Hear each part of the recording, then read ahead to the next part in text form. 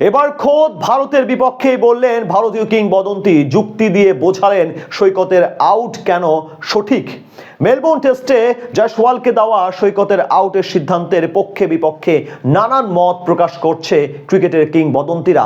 ভারতের অধিনায়ক রোহিত থেকে শুরু করে অজি কাপ্তান পেট কামিন্স কিংবা সাবেক আম্পায়ার সাইমন টফেল সকলেই ভূয়সী প্রশংসা করেছেন সৈকতের সাহসী সিদ্ধান্তের। তবে এর বাইরেও যেন থামছে না দ্বিমত পোষণ কিংবা সমালোচনার ঝড়। সব ছাপিয়ে এবার ভারতের বিপক্ষে কথা বললেন ভারতের সাবেক এক ক্রিকেটার, যিনি ধারাভাষ্যকার হিসেবেও বিশ্ববিখ্যাত।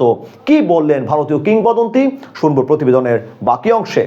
মেলবোর্ন টেস্টে ভারতের তরুণ ব্যাটার যশস্বী জয়সওয়ালকে শরফুদ্দৌলা ইবনে সৈকতের দেয়া আউটের সিদ্ধান্তে এখনো চলছে আলোচনা সমালোচনা। এ নিয়ে স্নিকোমিটারের উদ্ভাবক ও বিজিবি স্পোর্টসের পক্ষ থেকে ইতিমধ্যে দেয়া হয়েছে ব্যাখ্যাও। যদিও ব্যাখ্যা অনুযায়ী আম্পায়ার সৈকতের সিদ্ধান্তই সঠিক, তবে এ নিয়ে আলোচনা সমালোচনা যেন পিছুই ছাড়ছে না বাংলাদেশি আম্পায়ারের। ভারতের অধিনায়ক রোহিত শর্মা কিংবা অস্ট্রেলিয়ার প্যাট কামিন্স সকলেই বলছেন সৈকতের সিদ্ধান্তই সঠিক। এ তালিকায় আরও আছেন সাবেক আম্পায়ার সাইমন টফেল থেকে মার্কোয়া, রিকি পন্টিং, মাইকেল ভন কিংবা সুরিন্দার খান্নার মতো সাবেক ক্রিকেট তারকারাও। তবে ভারতের সাবেক কেউ কেউ এটিকে আউট মানতে পুরো দমে নারাজ। এবার সৈকতের সিদ্ধান্তকে সঠিক দাবি করে ভারতের বিপক্ষেই বিবৃতি দিল খোদ ভারতীয় কিংবদন্তি। তিনি আর কেউ নন, সাবেক ভারতীয় ক্রিকেটার রবি শাস্ত্রী, যিনি একাধারে ধারাভাষ্যকার হিসেবেও পুরো বিশ্বেই বেশ জনপ্রিয়। আলোচনা সমালোচনা আর সঠিক অঠিকের ভিড়ে এবার নতুন করে বারুদ যুক্ত করলেন ভারতের এই কিংবদন্তি।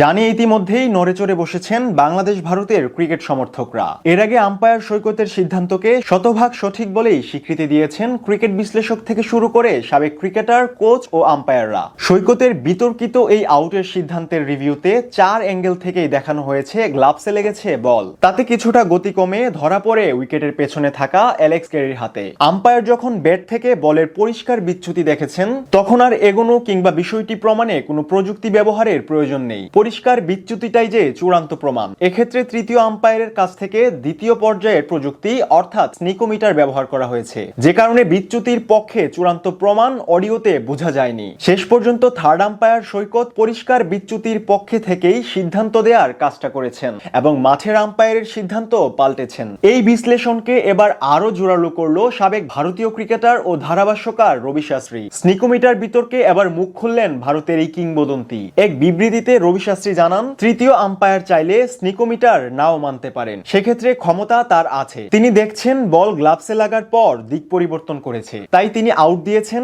আমার মনে হয় সঠিক সিদ্ধান্ত। এছাড়া হার্ষা ভুগলে, মার্ক নিকোলাস ও সঞ্জয় মঞ্জাকারের মতো জনপ্রিয় ধারাভাষ্যকাররাও শরফুদ্দৌলার এই সিদ্ধান্তকে সাহসী ও সঠিক সিদ্ধান্ত বলে মন্তব্য করেছেন।